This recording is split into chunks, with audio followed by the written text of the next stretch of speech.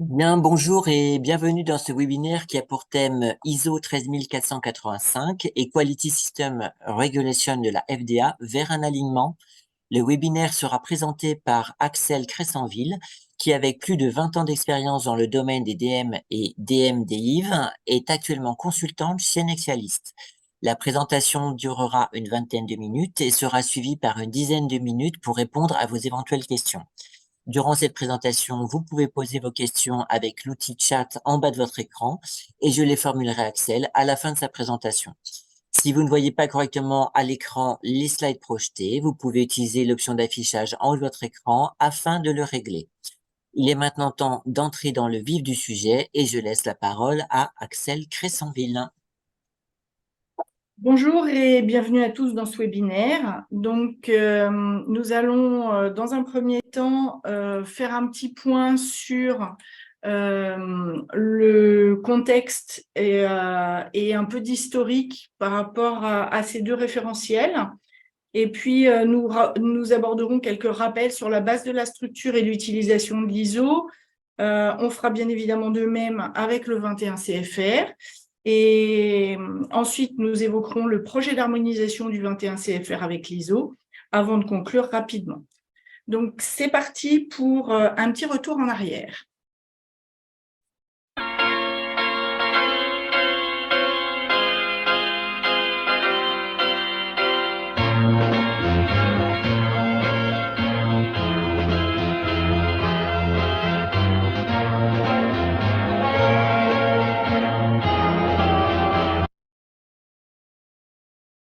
Alors, désolé pour cet arrêt brutal en référence à la série Amicalement Vôtre, mais nous allons quand même devoir parler de notre sujet.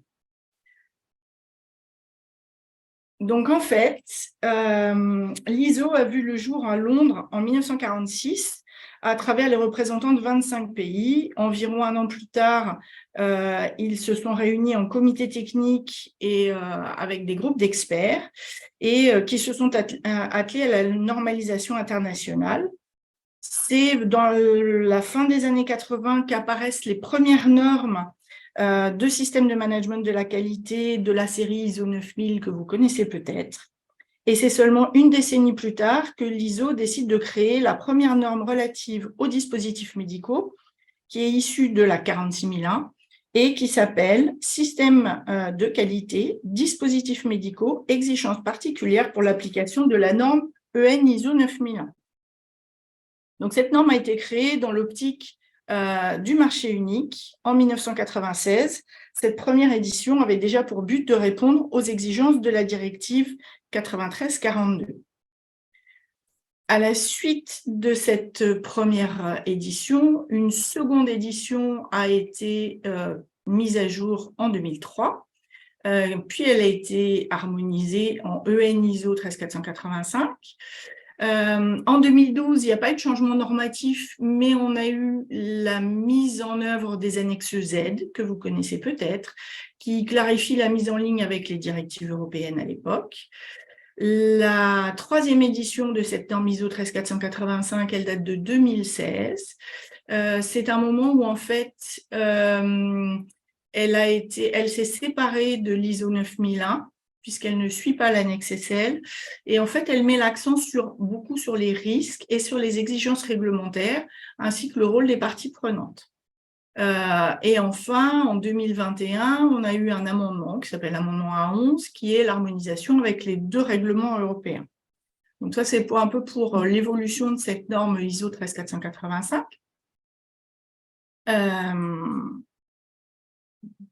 D'un autre côté, la FDA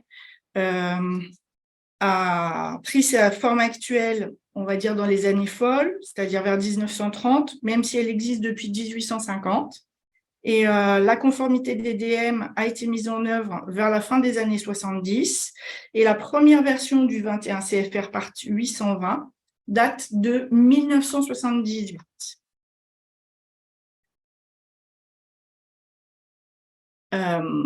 Et la conception, la partie vraiment relative à la conception n'a été ajoutée que dans les années 90. Et c'est à ce moment-là que la FDA a déjà commencé à voir les possibilités d'harmonisation avec les exigences des autres autorités compétentes. Donc, comme vous pouvez le voir sur ce schéma, au fil des révisions, les deux référentiels se sont rapprochés, en particulier avec la version 2016, qui a déjà amorcé un rapprochement assez significatif des exigences de l'ISO vers le 21 CFR. Donc maintenant, revenons un peu sur la structure et l'utilisation de chacun de ces référentiels, en commençant par l'ISO 13485. Donc en fait, l'ISO 13485, elle est faite pour faire face aux exigences d'un système de management de la qualité relatif évidemment aux dispositifs médicaux, pour les fabricants, mais aussi pour les fournisseurs de services. Elle s'assure que tous ces principaux intervenants démontrent leur conformité aux exigences réglementaires le cas échéant, et elle est faite pour couvrir l'intégralité du cycle de vie d'un dispositif, c'est-à-dire de sa conception jusqu'à son élimination, mise au rebut et arrêt de commercialisation. Comme toutes les normes, elle est d'application volontaire. Elle est structurée en 8 chapitres, les 3 premiers étant communs à toutes les normes ISO, à savoir un domaine d'application, des références normatives, des termes et des définitions. Et les 5 derniers chapitres qui sont relatifs à la mise en œuvre et aux exigences en elles-mêmes.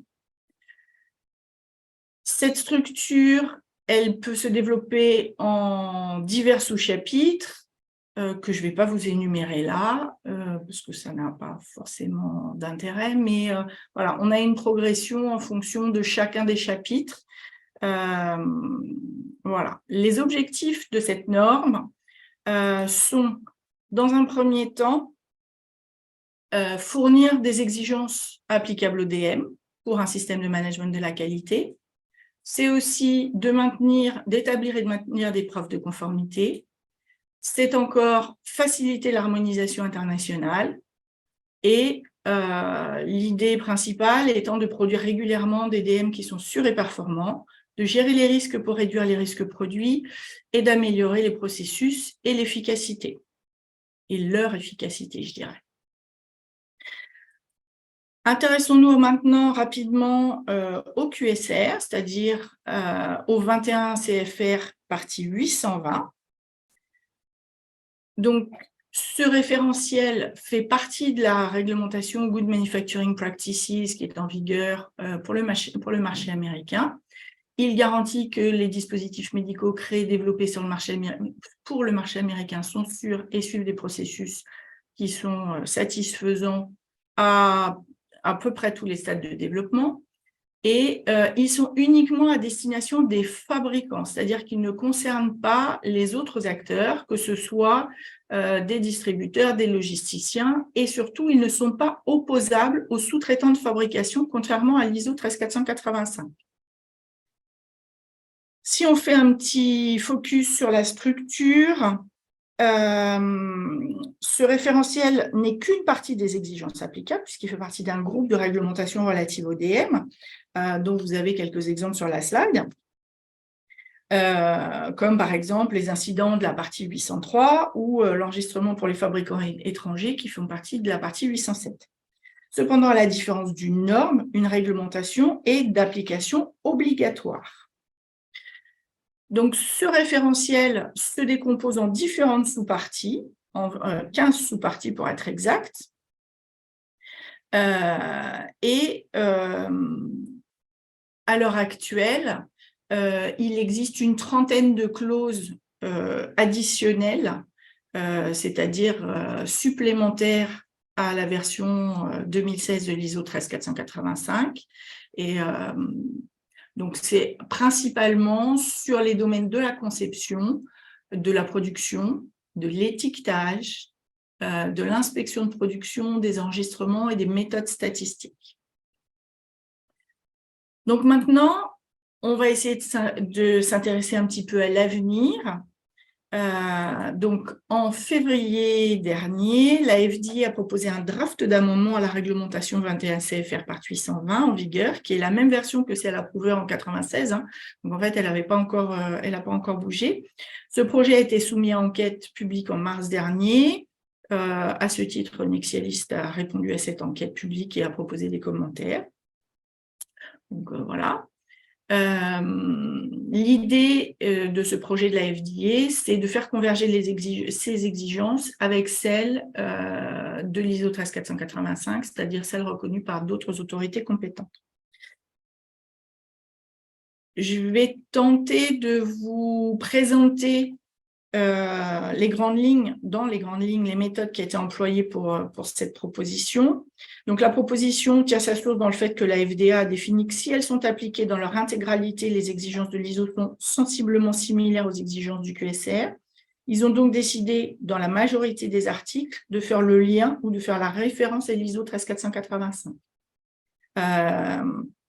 Attention, le scope du 21 CFR restera inchangé, seul son nom sera modifié et deviendra QMSR pour Quality Management System Regulation.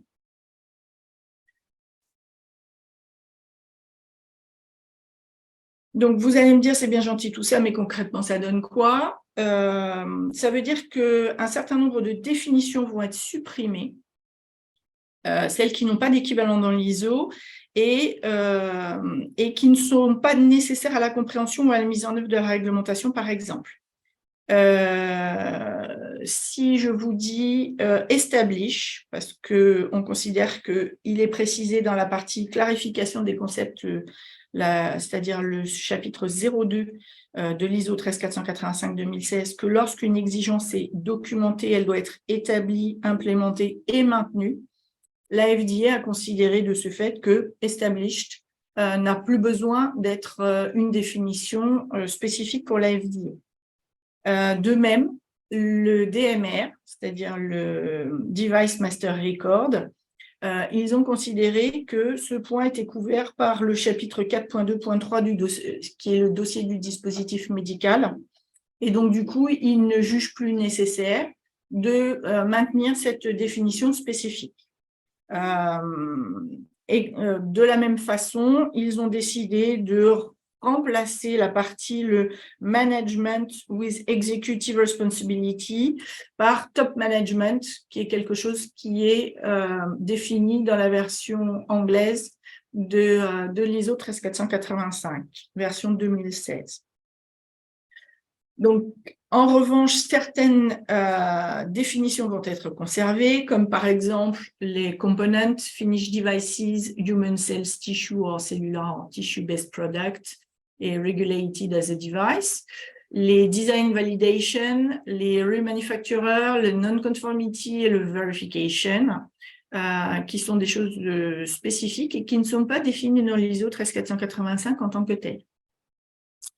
Donc, mais ça ne va pas révolutionner votre façon de faire en tant que fabricant, on ne va pas se mentir. Donc, de façon plus générale, voilà un tableau des correspondances entre les deux référentiels qui est dans la proposition d'amendement. Et comme vous pouvez le voir, il est noté qu'une différence subsiste sur le chapitre gestion documentaire, par exemple. Ça, c'est juste sur les premières sous-parties. Si on passe à la fin du tableau comparatif, on voit qu'il reste là 3 différences qui sont identifiées sur les chapitres labeling, enregistrement et service. Et en fait, et en revanche, vous pouvez aussi constater que seuls 2 articles adressent ces différences, à savoir le 820.35 et le 820.45. Si on rentre un petit peu plus dans le détail, le chapitre 820.35 est relatif aux enregistrements et il présente les 4 points suivants qui sont l'ajout de l'exigence de date et de signature sur les enregistrements ainsi que leur validité. Alors, la validité des enregistrements ayant pour but de faire le lien avec la partie 11, qu'on appelle pour les signatures électroniques, par exemple. Le second point est l'ajout relatif aux enregistrements liés à la notification de la FDA, donc qui est en lien avec la partie 803. Un ajout relatif à l'UDI, donc là aussi en lien avec une partie réglementaire qui est le 830. Et enfin, un ajout relatif à la confidentialité des enregistrements en lien avec le 820.180. Et ensuite, donc on a ce fameux article 820.45 qui est relatif aux étiquetages et aux emballages de DM, pour lesquels l'inspection et la libération des notices et des étiquetages comme prévu actuellement, qui sera maintenue. Donc, comme vous avez pu le comprendre, des 30 exigences additionnelles qu'on avait initialement sur le 21 CFR par 820, on va tomber à 6 qui ne seront plus strictement identiques. Donc, en fait, ça va simplifier beaucoup les choses pour les fabricants. Alors, peut-être moins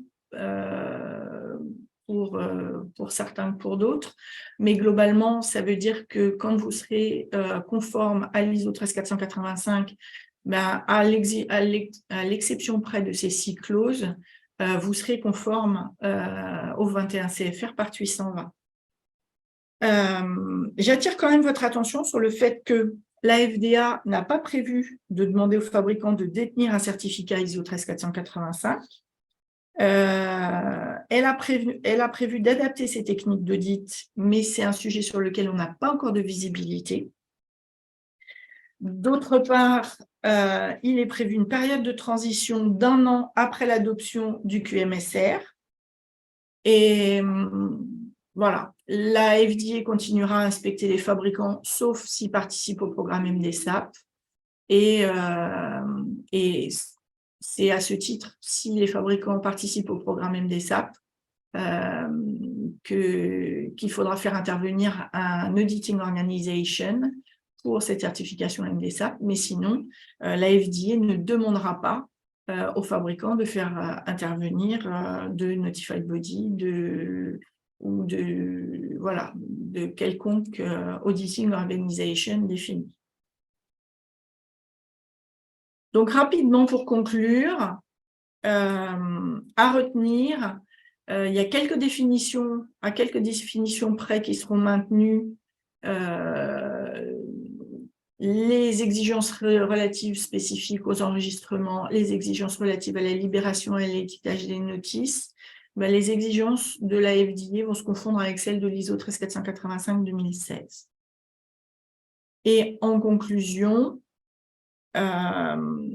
dès que cet amendement sera effectif, ça permettra une approche plus harmonisée à l'échelle mondiale pour les fabricants au niveau de leur système de management de la qualité, une réduction de la charge pour les fabricants en alignant les exigences, une simplification et une rationalisation de la réglementation US, des principes de management de la qualité qui sont plus robustes dans de nombreux domaines et des liens plus forts avec les principes de gestion des risques qui sont très présents dans l'ISO et qui l'étaient un peu moins dans la FDA. Voilà, je pense maintenant qu'on peut passer à la session de questions et de réponses. Donc, Nicolas, je vous laisse. Merci beaucoup Axel pour cette présentation très très riche, effectivement en enseignement. Nous avons reçu des questions en privé, mais n'hésitez pas à les formuler via le chat. Profitez de la présence d'Axel et de son expertise, donc pour la solliciter sur des questionnements que vous avez. Alors, première question, effectivement, donc une question qui paraît judicieuse. Une nouvelle version de l'ISO 13485 intégrant les principes FDA est-elle envisagée? Alors, il y a une nouvelle version de l'ISO 13485 qui est à l'étude, mais selon moi, on en est encore à la partie de mise en œuvre des spécifications, c'est-à-dire savoir comment est-ce que l'ISO 13485 va évoluer au niveau de sa structure, mais pour moi, il il n'est pas dans dans les discussions de l'aligner avec les exigences de l'AFD. Enfin, pas Alors, encore. Non, oui, excusez-moi, Axel, je vous ai coupé la parole. non, il n'y a pas de souci. Alors, une question, quand l'amendement de la FDA sera-t-il effectif? Alors, pour l'instant, on n'en sait strictement rien. On parle de peut-être une diffusion, une mise en application à partir de la fin d'année 2023. On va dire entre Q4 2023 et Q1 2024. Mais RAPS a dû communiquer sur ce sujet en parlant de décembre, de mémoire. Mais rien n'est moins sûr. Alors, une troisième question, mais en attendant, n'hésitez pas effectivement à solliciter Axel. Dans quelle mesure un dossier de conception conforme aux exigences européennes répond-il aux exigences de la FDA en matière de conception? Alors, ça, c'est un sujet un peu plus vaste parce que, donc, au niveau de la conception, il y a des différences qui sont notoires.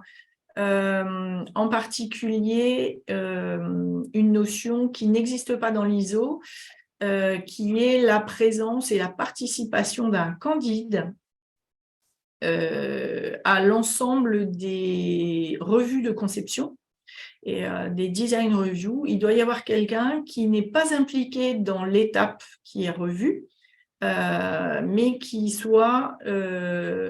puisse poser des questions et qui puisse participer au questionnement logique sur toutes les étapes de validation de la conception, c'est-à-dire les parties go, no go de la conception.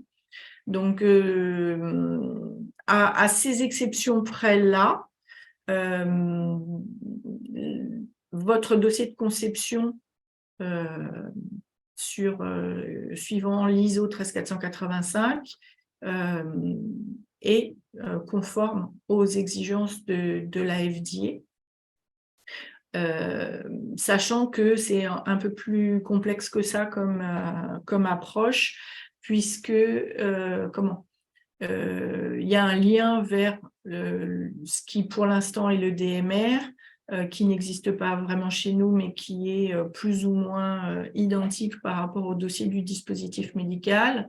Donc, dès que cet amendement du QSMR sera validé, on sera encore plus proche, à l'exception près du Candide, mais sinon, votre dossier de conception européen pourra passer à la FDA. Très bien, Axel, merci beaucoup. Alors, nous n'avons apparemment pas de questions supplémentaires. Alors, soit la présentation était très, très claire, soit effectivement, il faut garder un peu de temps pour digérer les informations et la richesse qu'Axel nous a partagées. Ah si, on a une autre question. Alors, le MDSAP Audit Approach est aussi prévu d'être mis à jour en amendant la référence FDA actuellement sous 21 CFR. La question est dans le chat. Alors, la façon d'auditer MDSAP, le Medical Device Single Audit Program, est mis à jour, c'est-à-dire la façon d'auditer les exigences des 5 juridictions des US, du Canada, du Japon, du Brésil et de l'Australie, est mis à jour en règle générale vers le 1er avril, et ce n'est pas un poisson. Donc là, on est à la révision 8. Effectivement, il va y avoir une mise à jour, mais pas avant l'année prochaine, désormais, sur cette partie MDSAP. Et donc, du coup, dans l'absolu, ça ne changera rien, c'est-à-dire que les nouvelles exigences seront auditées, même si le document Audit Approach n'a pas encore été mis à jour. C'est ce qui s'est passé avec le Brésil en 2022, l'année dernière, quand ils ont mis à jour leur référentiel. C'est-à-dire que les références aux anciennes clauses étaient encore présentes dans le document référence et que vous trouvez sur le site de la FDA dans la partie MDSAP, mais les auditeurs avaient déjà le 665-2022 comme référence avec les bons articles pour faire leurs audits. C'est-à-dire que la mise à jour documentaire sur la partie MDSAP est toujours un petit peu plus longue. Merci Axel. Alors voilà, on vous remercie aussi dans le chat. S'il n'y a pas d'autres questions, en tout cas, rassurez-vous, donc le webinaire a été enregistré. Il sera disponible dès cet après-midi donc sur parcourscroisé.com. Je vous invite également à rejoindre le groupe de discussion sur Parcours Croisé dédié au DM afin d'interagir avec vos pairs et y trouver de nombreux articles déjà publiés par nos auteurs. N'hésitez pas à liker ou à commenter afin d'enrichir les débats. Je vous remercie d'avoir assisté à ce webinaire. Je remercie bien évidemment Axel Cressenville pour sa présentation et son partage d'expertise. Donc à bientôt et n'oubliez pas, les échanges se poursuivent sur Parcours Croisé. Merci beaucoup à tous. À bientôt.